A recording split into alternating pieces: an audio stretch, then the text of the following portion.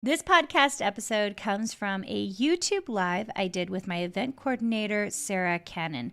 I hope you really enjoyed this episode. So let's get started. Hello, you guys. I am so excited because I have my event coordinator here, Sarah Cannon. Hi, everybody. And the two of us are going to have a Dishing the Tea.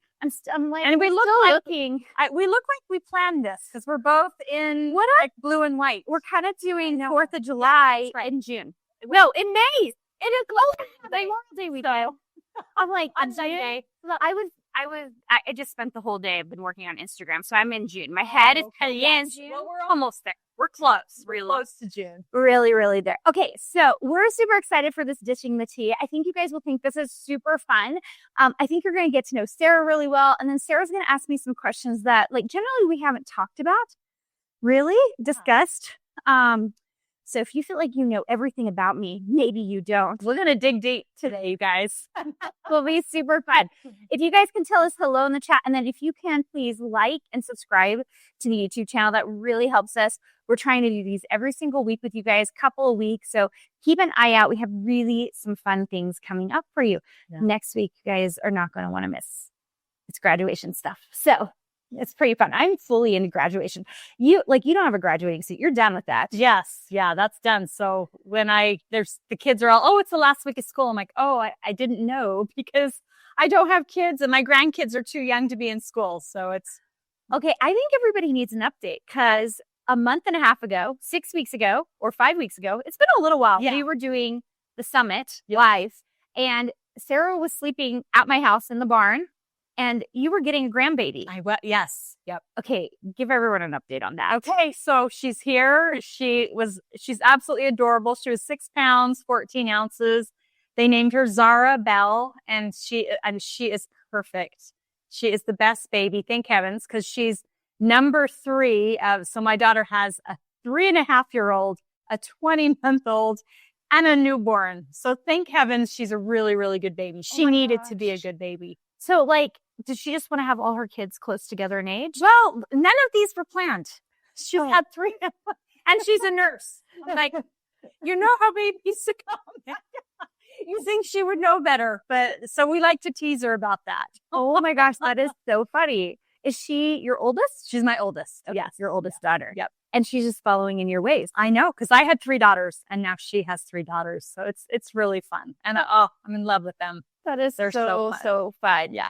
Awesome. What I love about you, Sarah, is it's very clear your kids are everything and your grandkids are everything. I was just at Disneyland this weekend, but when I think about it, I think about Sarah going to Disneyland because I will see her Instagram feed and you took your grandbabies and you were like, this is perfect. You were almost glowing talking about how magical it was. Yeah. I took my girls a lot growing up. We would get annual passes. Even though we lived in Utah, we loved Disneyland and we used to go a lot. So it's really fun to have now my granddaughters who are loving it because my 3 girls still love it. We all love it because we had such magical experiences there growing up. And it's almost even more fun to do it with grandkids because I'm there and I'm helping, but I'm not the mom anymore. I can just do the fun stuff and I do help, but it's funner to be the Mimi than it is the mom. Yeah. Are you Mimi at your house? I'm Mimi. Yes. So, and what's your husband? And he's Pops. He's Pops. Mm-hmm. Yes. That is so It's the one time my sister is a grandma and she said, it's the one time in your life you get to choose your name. And I was like, it's true. That is so true. It's so funny. I was talking to a bunch of my girlfriends about Disneyland because I went with my husband without our kids. It was a total, what are you doing? I was just like, I just want to have a magical experience by myself with my husband. And we so fun. We had the best time. I also have been a little bit, I don't know if any of you guys get this way. We're in our mid-40s and I've been questioning how is retirement going to look? How is empty nesting is going to look? And after that day at Disney, I was like, we're going to be just fine. We're going to be fine. Mm-hmm. I was afraid we would get sick of each other or maybe travel wouldn't be fun anymore. I was just like, no, we're going to have the best time ever. It's going to be totally good. And so we had a really good time, but also it was interesting because I was talking with some girlfriends about Disney and I was like, would you ever go by yourself to Disneyland? Because Disneyland is, I would think, not very fun not being with other people. Like, that's part of the fun of it is like you're kind of going and experiencing this thing together. And one of the women said, oh, my husband has never even seen a Disney show, plus never been to Disneyland. She was like, maybe I should take him. And one of the other friends was like, you should, because there's nothing better than seeing someone who has never been before, because it doesn't even matter what the reaction is. The reaction is always like, what is happening here? You know what I mean? Because it's so like, when you think about it, it is a very bizarre thing, this whole idea of Disneyland. It really is. But why is it so magical? Why, when you walk through the doors, I don't know. My heart beats fast, and I don't care how many times I've been, it feels magical.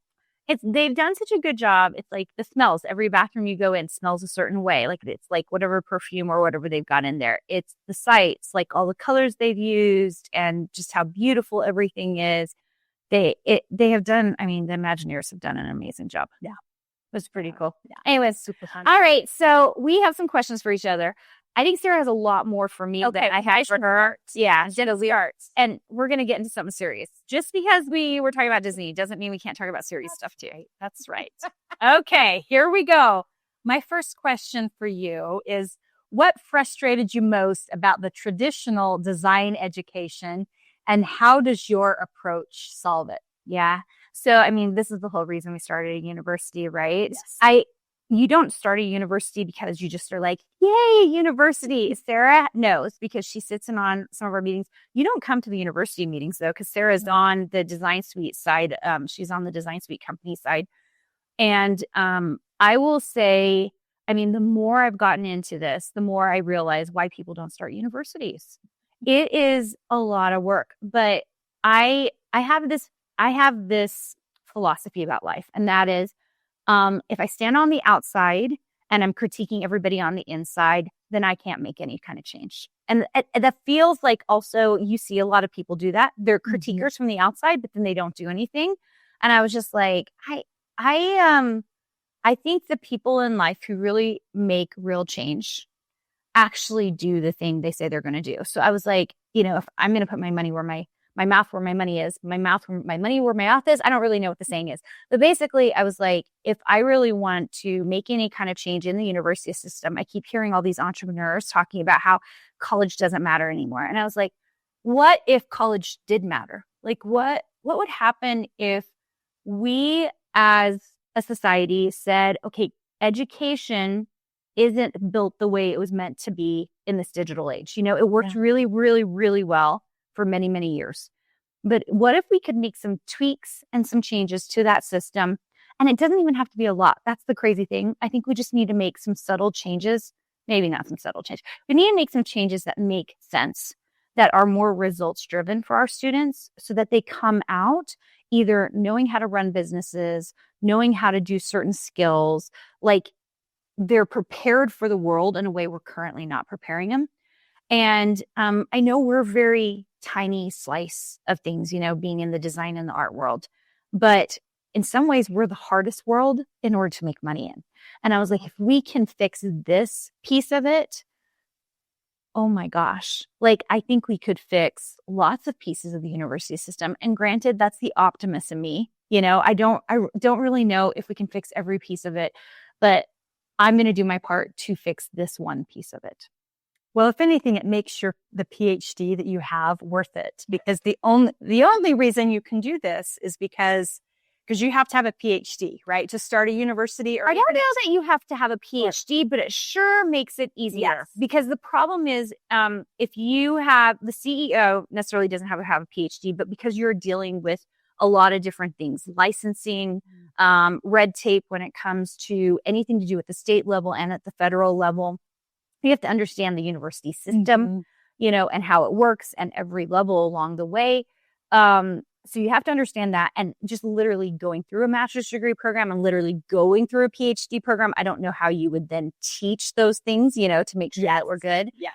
Our university does a master's of arts and a master's of fine arts. And then we do an undergraduate design certificate. And if I didn't have those degrees, I don't know. I mean, I don't have an MFA, I have a doctorate, but I don't know if I would know exactly what needs to be taught and how it needs to be done. I think it would feel like a mystery. Yeah, for sure. So the other thing is like, I mean, I couldn't teach at my own university. Exactly. I mean, that's like the number one thing.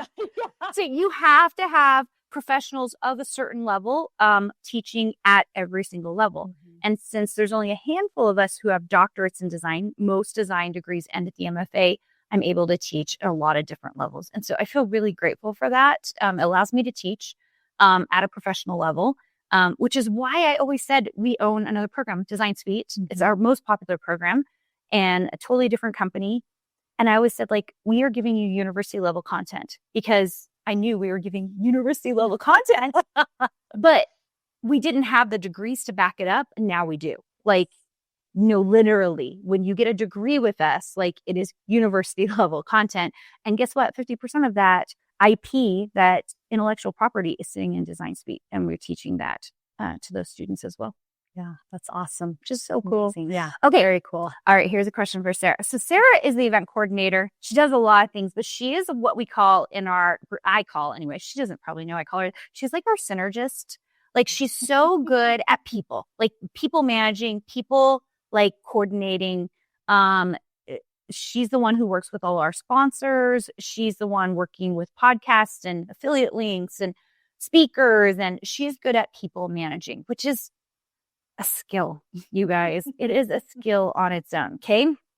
So I am wondering what you love most about curating experiences for people, because you're great at it. Well, I've loved it since I was a little kid. I mean, this is what I did as a kid. I put together parties and I would get the neighborhood kids together. And so I've always loved people and I've always loved events. And part of it is when you bring people together, the synergy between those people, the way that they talk to each other, and there's hugging, and there's just like a really awesome feeling. And even the same thing with a virtual event. It's a little bit different. Like an in-person event, you can hug and you're together and you can feel the energy, but it's sort of the same thing even with a virtual event, that you're bringing people together. They're learning, they're having aha moments. You see it in their face and their eyes when someone teaches something, and you're teaching them something new. You're helping them. You're giving them hope, maybe. And I love that. I love seeing like the hope and the love and the synergy and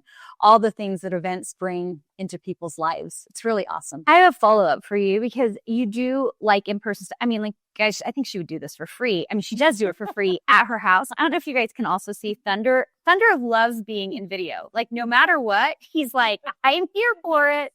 I'm here for the video. He's just like, I'm Sarah's best friend. So good thing you're wearing white pants so you can see him. Yeah. Anyway, you do it for free for your family. Like, I will see you on Instagram, like you will be throwing a Sunday dinner and it's like all the balloons are out and you've like made tablescapes and you've done all this stuff. But out of curiosity, because this spring we did an in-person event, the Design Business Conference, and then we did a really big virtual event, and you help with a lot of the virtual, because we have more virtual events than we have live events. What feels different to you? I mean, like, you kind of said some of it, but like, what feels different? And then what's your favorite?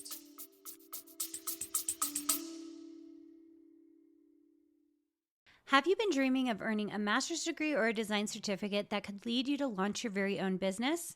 The University of Arts and Design has unique programs where you not only learn how to design, but how not to be a starving artist, which is why I created it. Join us in our upcoming Design Your Future event. Visit uad.education/designyourfuture to learn more about our students, discover the courses that we offer, and find out more about how you can become part of something truly unique in the university experience. I mean, I really enjoy them both. Before COVID, my answer would have been different because all I had ever done was in-person events. And I love, there's something about hugging someone and being in close contact like we are right now. I mean, I could have sat at home and they could have done this. I could have, but it's different when we're in person. Yeah. The energy is different. And so I love in-person events, but it surprised me how much I enjoyed the virtual events. There's a lot more people that can come and they're free. So it brings in lots of different people from different backgrounds. People are coming for a free ticket and they might, purchase an all access pass, but it's free. So you get a lot more people coming in and just seeing their comments and what they've learned and their favorite classes and, watching them build their own skills, I think is awesome in itself. You can kind of feel it, even though you're at a desk with your laptop, watching this all happen.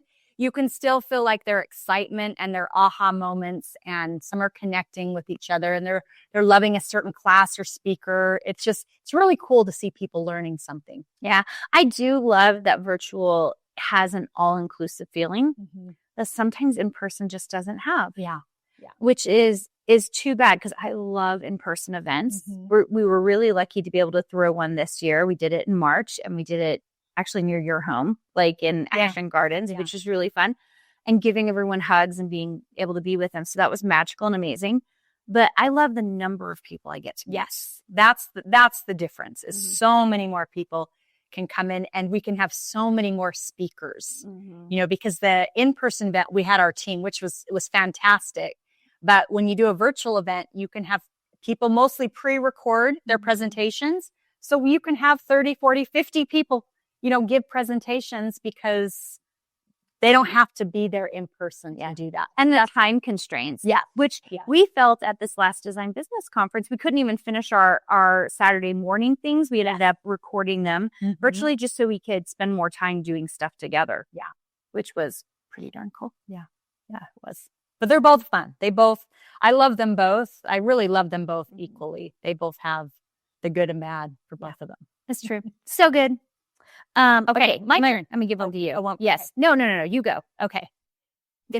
If you could wave a magic wand and change one thing about how designers are trained today, what would that be? Oh man. Okay, so let's talk about traditional. All right. So traditionally, when we teach design, we teach color theory, we teach typography, we teach graphic programs, right? Adobe programs, Procreate. And so it's all skill-based. We're teaching vocabulary. We want to be able to speak like a designer. I want to be able to say, like, I see that your shirt has a focal point, right? And use that vocabulary. And it draws my eye in because it's large, because there's a large scale, because there's color, because my eye is drawn to that. There's detail, like the stars, right? So there are things that we want to be able to discuss as a designer. I think the thing that has been the most difficult, and what I see at a lot of universities, is depending on the professors that are there, that is the experience you're going to have with what kind of jobs there are. So, for example, we have a mutual friend who actually was our social media manager here at Carina Gardner Inc. for a while, who said that at her university, since the universities had the professors there had the most experience with ad agencies, design agencies, then they taught go and work at a design agency, right? And so I think a lot of times we aren't paying attention about like the diversification of the types of professors that are at a university. So like if you have a professor who's done a lot of freelance work, they're going to speak from that expertise. You have designers who are, or professors who have owned businesses before, they're going to speak to that. If they've worked in corporate before, they're going to speak to that. And I think there is something to be said, and we're definitely working at this at our university, but I think we're lacking that experience part where we're bringing, because we're so focused on degrees. And I love degrees. I think degrees are awesome because they tell us something about what you've done.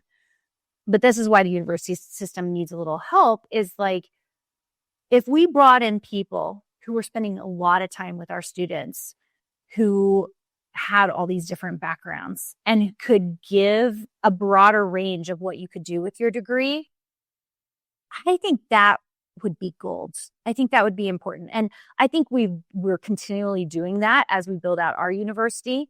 But I want to do it even more. I want you to feel like if you came to our university, you're like, the world is my oyster. I could literally be anything. I could be a creative director. I could be a freelancer. I could run my own licensing business. I could start a design agency. I could work in corporate. Just this feeling of like, I can see all these different avenues and the world is my oyster. But not only is the world my oyster, but I actually know how to do some of these things. And because I've done some of them while I was at my university, I know which path I'm going to go. So suddenly, we've been seeing the rising costs of universities. I mean, just expensive universities. What if that rising cost or whatever that cost was, you knew that you could pay off in a shorter amount of time because you knew you were immediately going to get a job or you were already working while you were in your degree program, if it made sense to the actual degree itself. And I think that's kind of what we're missing right now. I'd like to see more of this in every field. I think there are some fields that already do this, like therapy. Therapy does this, like you can go do a practice or you can do a practicum, right? We should be doing it for every field. So I love that. Yeah. Awesome. All right. Okay. I'm like, what's my second one? Questions to Sarah. How do you want people to feel when they attend a design suite or a university event? We try to have an array of different classes so that we have attendees that are all different levels. We want people that are beginners, maybe at the very, very, very beginning stage of their creative journey to come, as well as those that have been crafters and makers for 20, 30 years, because we have a huge array of both. We have a lot and everything in between. Do you know how hard that is? It is hard. It is hard. And some that do fabric and some that are designers and some that like, cutting machines, and some that do sublimation. And it's there. So there's the creative world it's vast. There's a lot of different things that we can do. So we try to include something kind of for everybody. Yeah. And so we hope people come and feel like, there's 35 classes, maybe half of them are for me. Mm-hmm. And you're speaking mostly about summits at the moment. Yeah. But that is the nice thing, once again, about virtual, because we can kind of vary the topics. Mm-hmm. We also, this last time, had a bunch of like life skill things, which was awesome. We had people that were they were all creatives, but they were doing therapy or they were taking their creativity in different places, which I really enjoyed. I really loved some of their presentations. Yeah, really cool. And I actually love it because a lot of times when we're crafting, we feel like we're just crafting. But like part of the reason we can craft is because there's all this mindset stuff and we've made the time for it. And there's some nice things involved. And if you're designing for business, you definitely need like the mindset stuff. Absolutely. Yes. I like that we are able to bring in so many different speakers like that. It just make it a nice thing. It does. This last summit was really nice too, because I found myself, you guys can watch it here on YouTube. But I found myself talking to, Stephanie and Terry and Aaron. I had not met Aaron before. Michelle was in that group. And I was just like, I don't think I've ever met any of you in real life. And we're just having this fun conversation. Yeah. And like some of them were like Stephanie and Terry, like the OGs, like they've been around forever. And,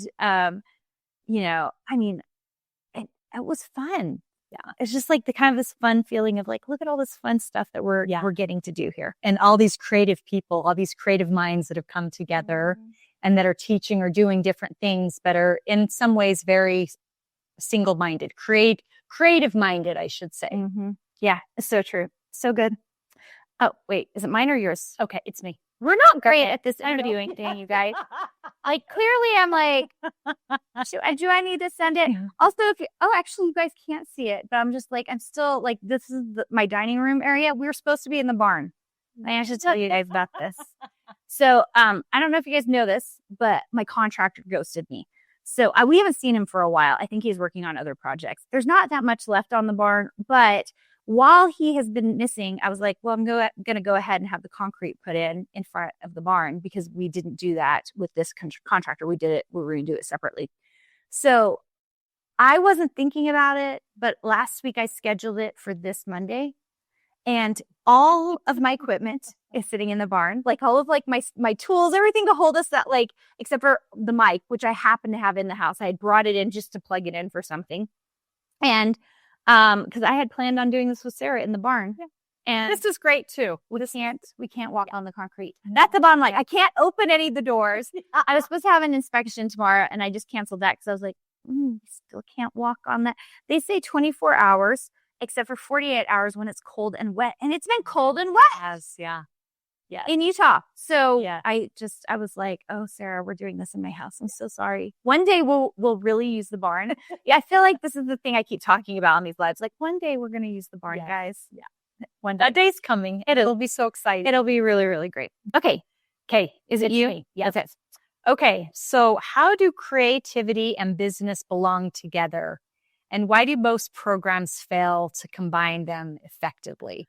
I think this is really, really hard. And so I think you see a lot out there in terms of like just straight business programs, right? I think they're really good. You see a lot out there, just design programs, right? I think the biggest thing is experience. I think the people who read those don't have experience in both. Like they don't run businesses. I've run a lot of different businesses and they're not, a designer or an artist, and I'm a designer. And so when you merge those two things together, it really changes your perspective. There are really good things you hear out there about business, like start a website and get on social media and do all these others. You will see that, like for my designers, I teach them like that's useless in the first year. Pretty useless. But if you have a regular business, for example, if you have a business like a university, you do need to do that. You have to have a website. You have to have a mission statement. You have to have all these things. And so the advice isn't wrong. It's just wrong for designers. And I suspect there are other fields like that. I'm not in those other fields. So I don't know, like if I were a film artist or if I was a filmer or producer, maybe the rules would be different for someone like me. But that's what I'm talking about. I think the more specific you get into the different areas of study, the more you kind of start to realize like, well, film people should do this and artists should do this. And if you own your own subscription box, you should do this. And really at the end of the day, the thing I figured out is that business is granular and specific. So specific.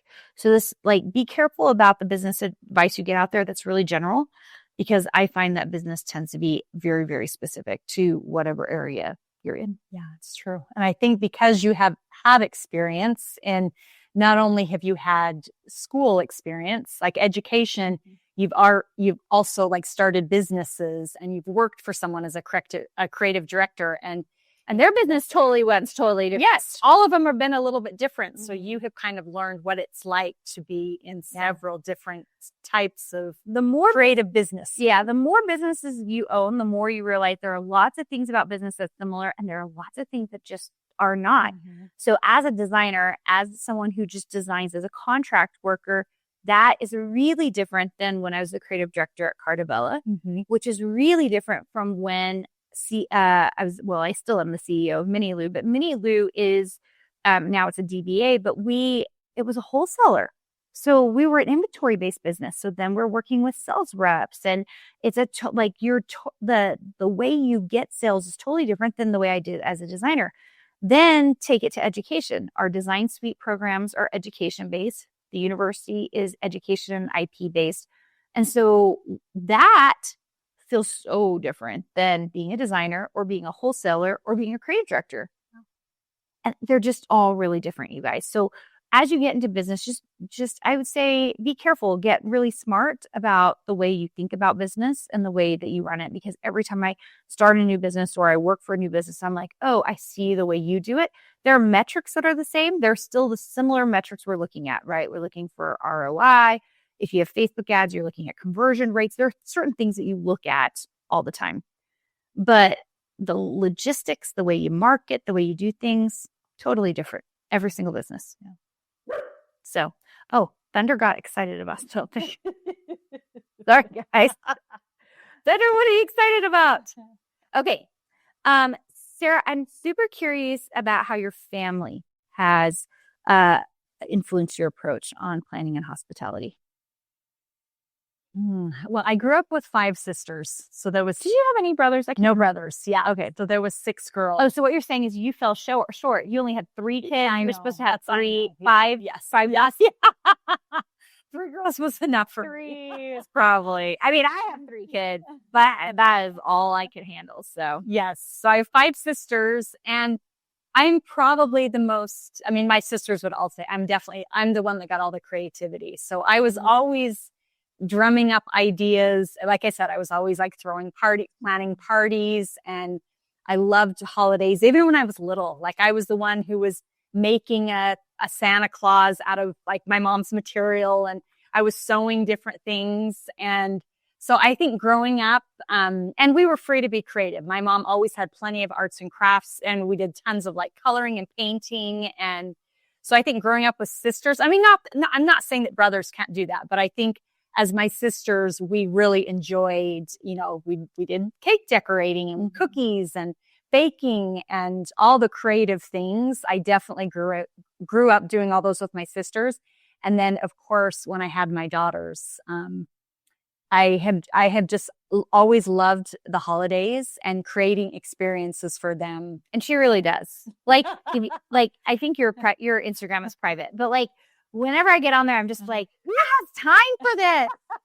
Sarah. Whenever she's the only one who has time. When it's something that you love, I'm always on the lookout. Like, I would buy something for Christmas today. Like, if I was out and about and I saw something I thought would work for Christmas decor, I'd buy it. I'm always buying different things for, different tableware or different mats or balloons or wherever I'm at. I'm always on the lookout. And I think that's how you do it, is you kind of do it in advance so that you're just ready to go. Yeah. It's like, okay, what have I got? Like, I go through my boxes, what are my bins, and this works. Yeah.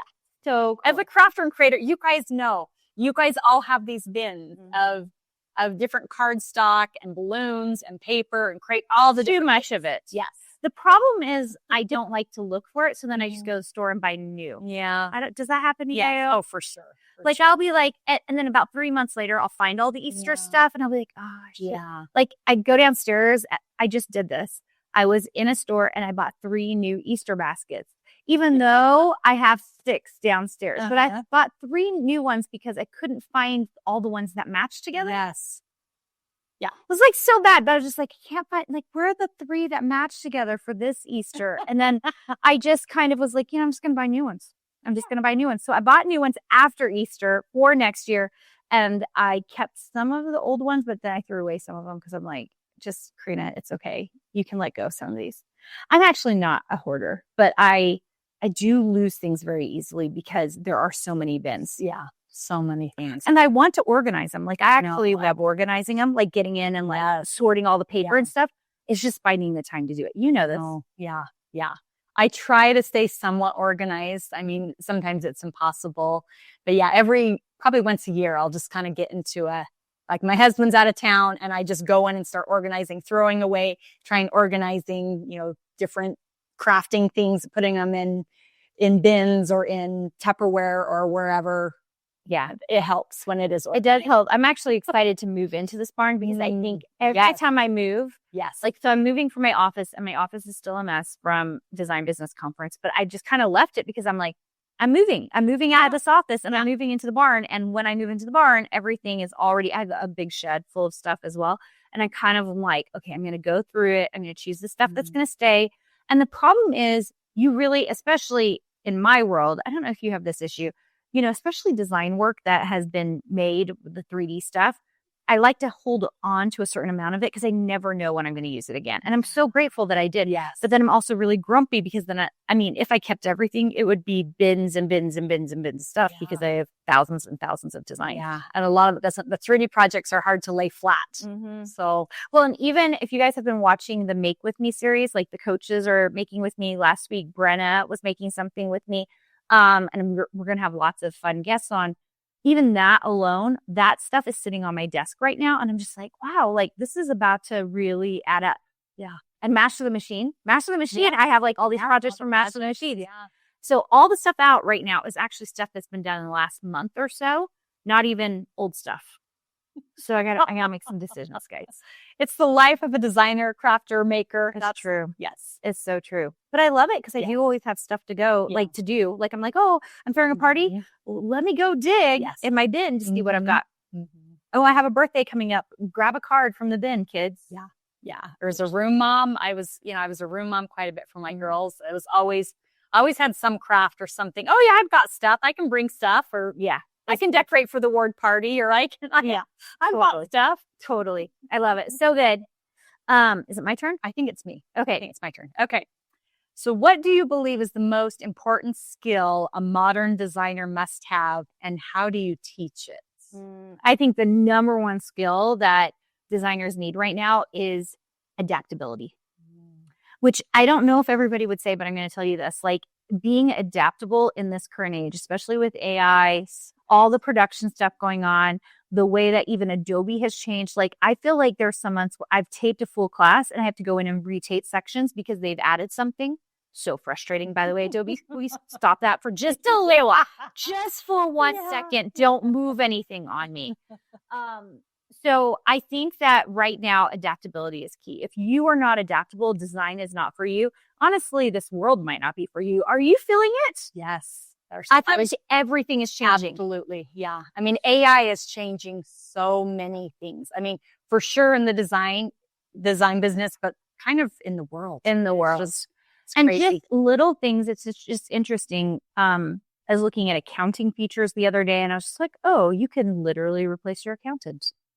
Like what? There's some crazy stuff out there, you guys. Sometimes people ask me like, are you worried about design going away? I was like, no, because, some people are asking about attorneys, like, will attorneys go away? Right. I'm just like, no, I think what will happen is you still have to have those high level, you still need eyes on something. They're probably going to charge a higher fee. Right. And they're probably going to come in and give you all the strategies and make sure that you're good to go. I just think the world is going to change in ways people don't understand. I think we all think it's this like 1950s robots hanging around. Like I think that's a very minimal, a very closed-minded view about the way our lives will change. I was talking to two of my girlfriends about how much time I spend on ChatGPT asking it questions. I spend like honestly an hour every night working through big problems, really big problems, giving them specifics. I fed it all of my company's sheets, like all the conversion rates for everything. Like, I mean, I will feed it all kinds of information and be like, okay, based on this, what do you think? Or what are these projected things? And it's still not the end all because it's not smart enough. If you don't give it enough information, it's not smart enough to know what needs to be done.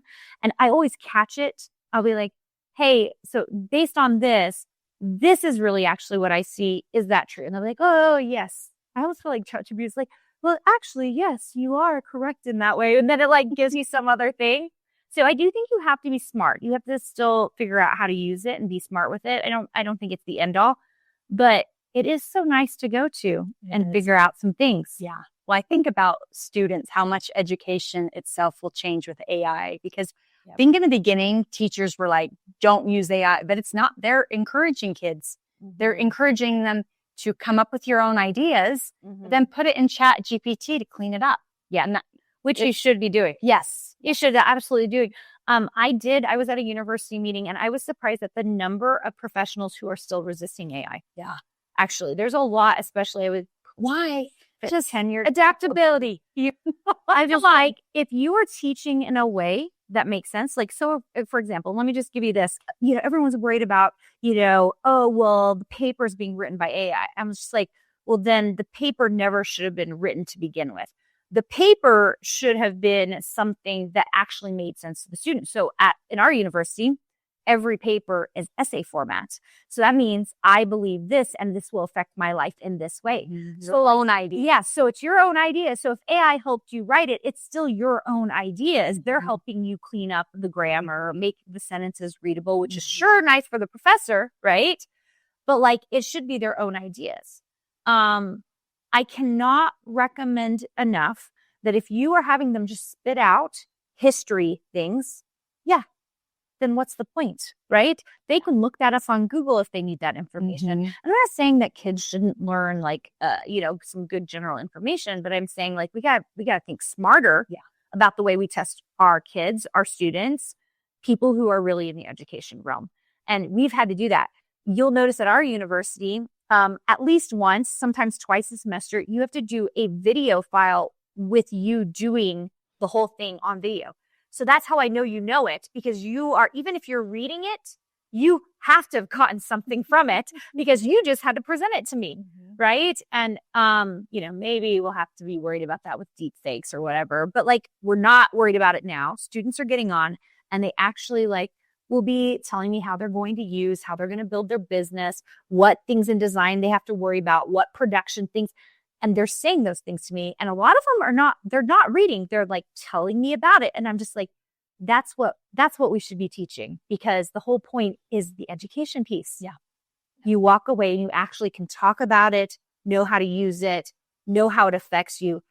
That's the most important thing. Yeah, absolutely. Yeah. Cool. All right. Okay.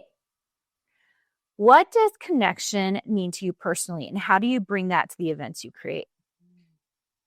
I mean, connection is so important to me, like relationships and people. It's so fun. I love talking to Sarah because here's the thing.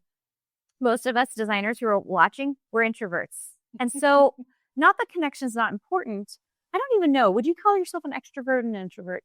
I'm both. I'm a little bit of both. Bit of both. Yeah. I tend to be a little more introverted. You know, I like to design or work on my stuff and just like kind of like close the door and just like work on my things because I really enjoy it. I enjoy being with people, not as much as I enjoy being alone. So like for me, it's like it's kind of like a weighted thing. I find it fascinating because especially on our team, I think you and Shara, I guess it's Shara for watching this, are like kind of the most extroverted and love connection. You know, if I'm ever like, we should go on vacation together, Shara's like, I'm there. Like, let's go on vacation. You know, let's go to the lake house. Let's whatever. Just so curious. Like, have you always been that way?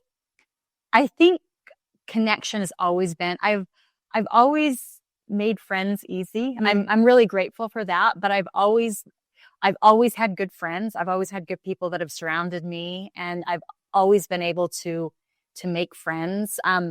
I tend to have like small groups. Like I'm not like, I don't need like 1 million friends. I'm more of a, keep my friends close. I'm still like my 3 best friends from high school that were my bridesmaids. We go to lunch once a month. You go to lunch with more people than any other than my husband. Rosh goes to lunch with a lot of people, but I feel like you go to lunch. Yeah. Every time I talk to you, you're like, oh yeah, I went to lunch with her last week. Yeah. It's a good way. It's connection. I think we're all so busy in our lives. Like I think everyone knows you're working and you have family and you have other things you're doing, that it's a great way to keep that connection with people. So in my life, connection is really like, I put it high up there.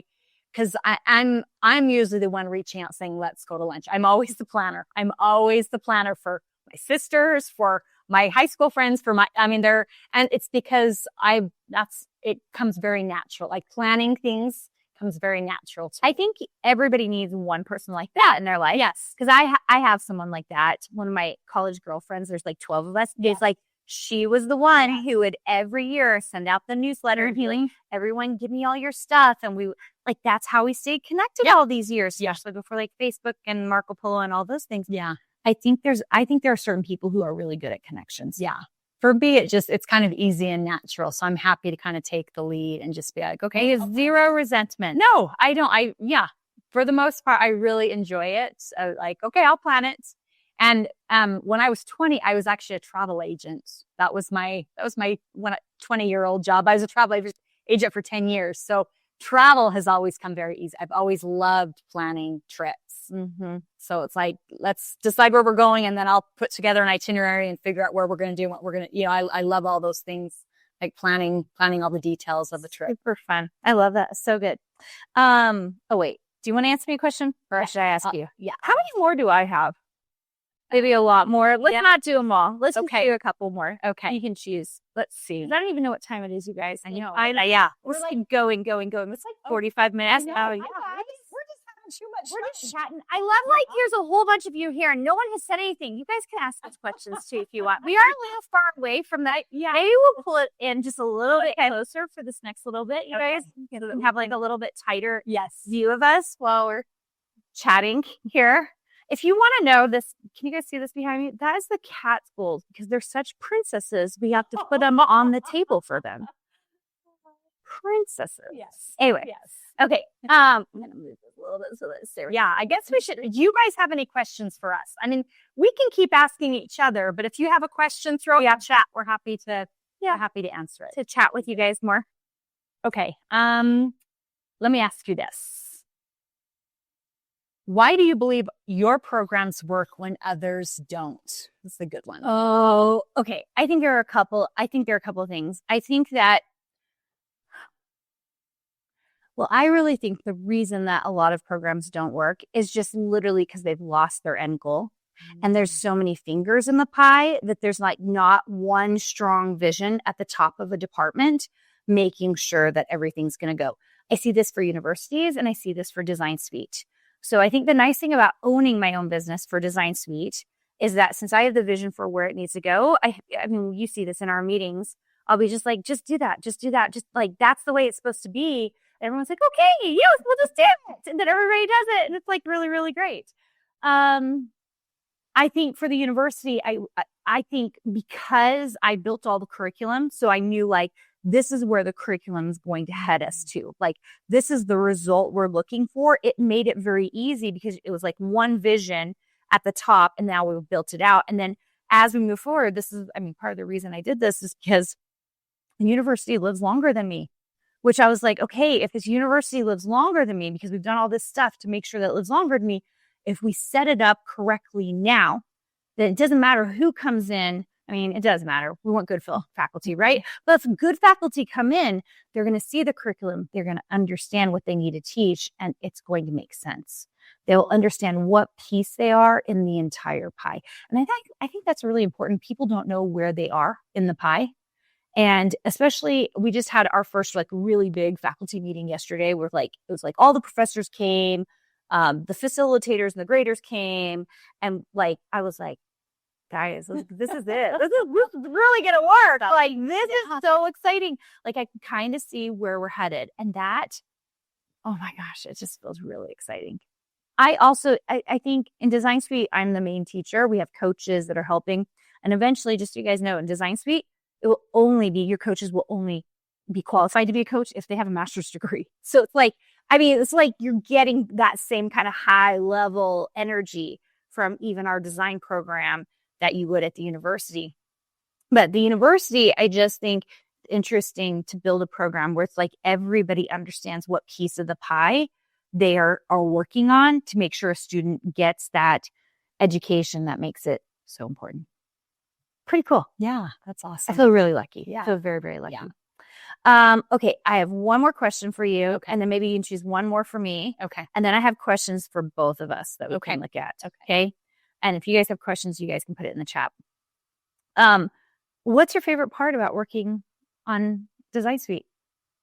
Or on that Design Suite team, I should say. Yeah. I mean, I think part of it is the team. I think it's you and the team itself. The team is fun. You've put together really awesome people. Like, really, really cool. We're like in a really good place right now too. We're like literally every single person who shows up to meeting, I'm like, oh, I love you and I love you. Yeah. And I love you. I'm so grateful you're here.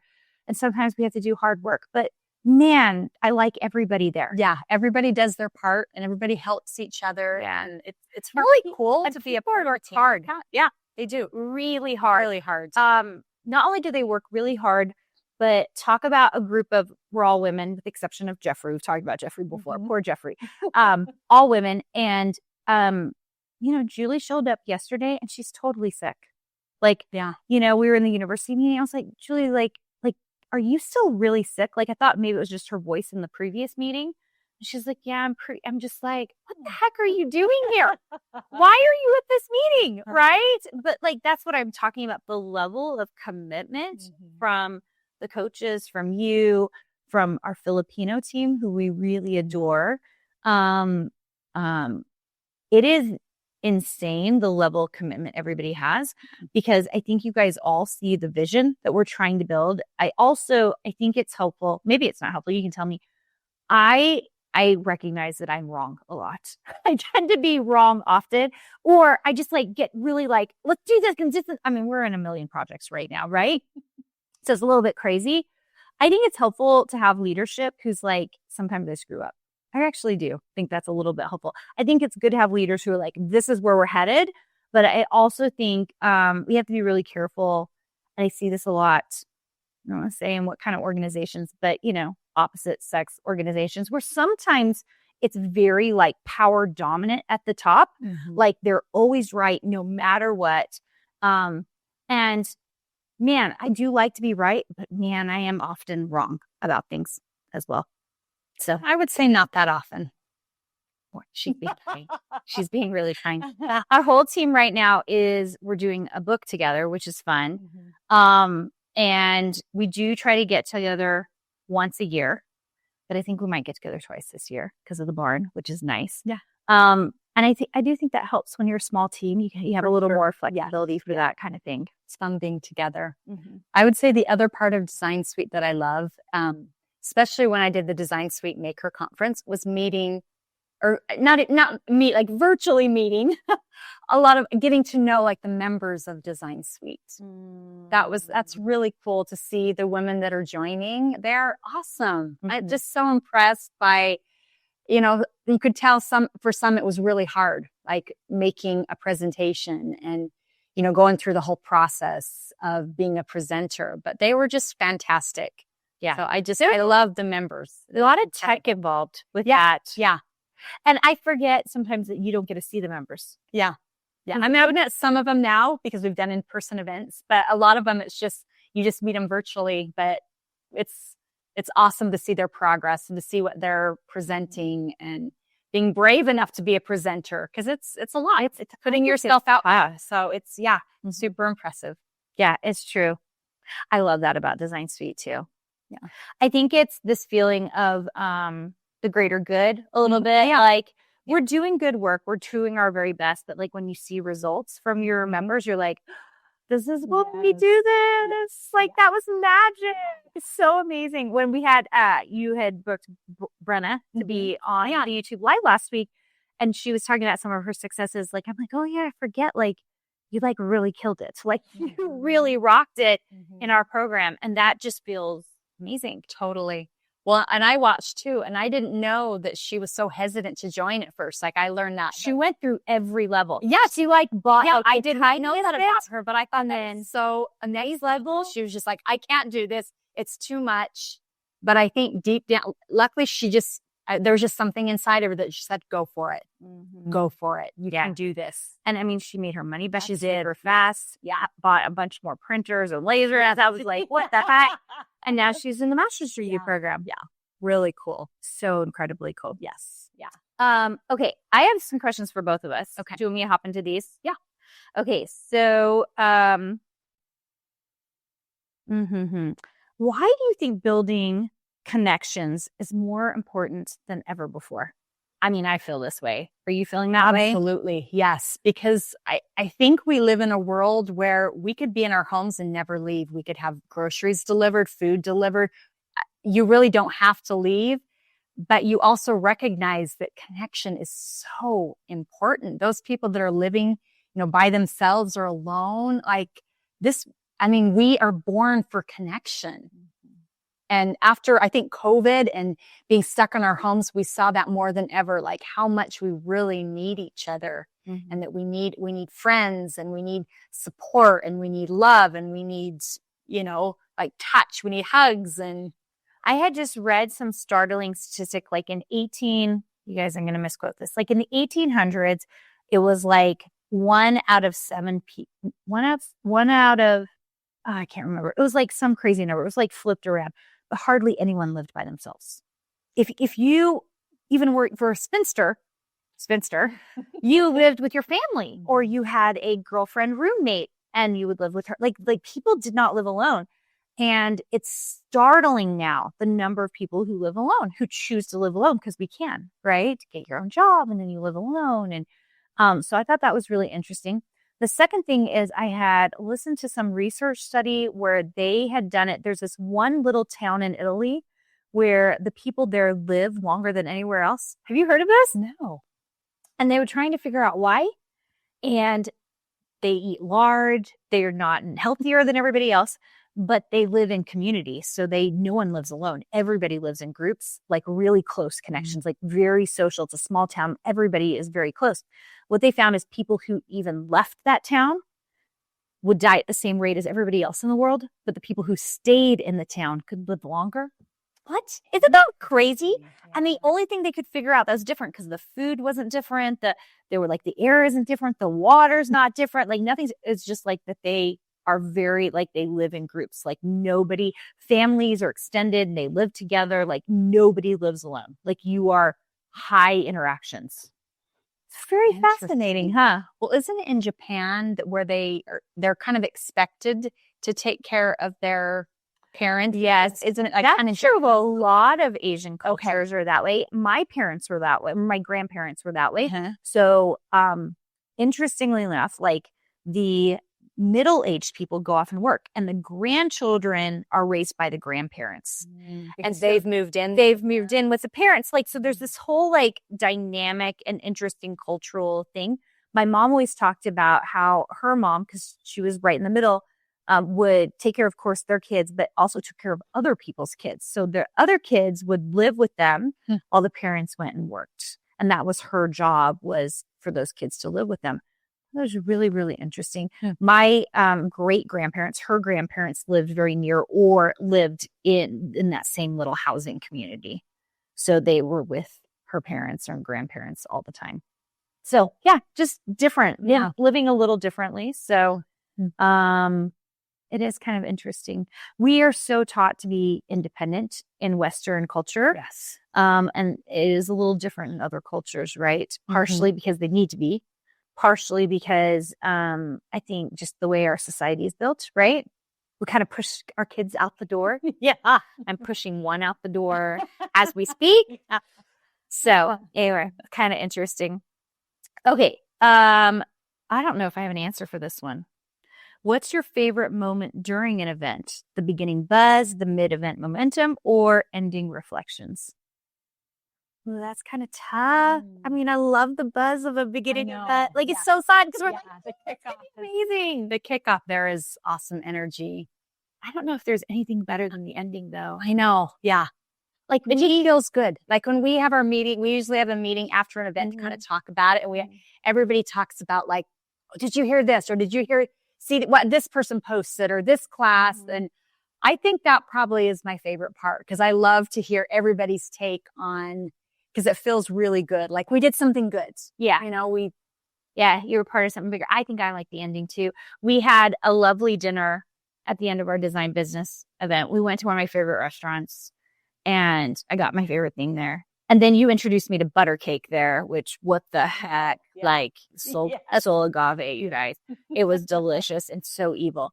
And it was just nice. It was nice sitting there being like, job well done. You're so exhausted. Every person on your team is so exhausted. We're so tired. And just being like, okay, everything happened that needed to happen. And you hear the takeaways, you hear the conversations that were being had, you hear, you know, what one person learned, or I saw these two together. I just love all the positive, and it's all positive. It's all this good energy. Yes. And it kind of like propels us into like, okay, now we got to go back home and do all the stuff. And we do. We somehow, all the stuff, it just happens, and it's magical, and it's so good. Yeah. So good. All right, you guys, thanks so much for being here with us. We loved having you here. This was your Dishing the Tea. No one asked us any crazy questions, so we just told you about what's going on. Things are busy. We're always busy. Yeah. But in such a good way. So we feel really, really lucky. I would say if you're very interested in finding out about Design Suite, we love people to come to learn about Design Suite. Come check us out in the Design Bootcamp. That is at designsuitecourses.com/design bootcamp. We'd love to have you come to one of those. They're usually about $27 to make it cheap. And the reason we put a price tag on it is because, you know, I say things that I wouldn't normally say free, right? Like I'll tell you money, I'll tell you all the stuff that's going on. And I think it's such a good place to kind of like figure out your why if you want to become a designer, because I do go through quite a few frameworks. And then if you have ever been interested in a degree, and it's an interesting world we live in, because, you know, sometimes people will say like, I don't think you need a degree, which you don't.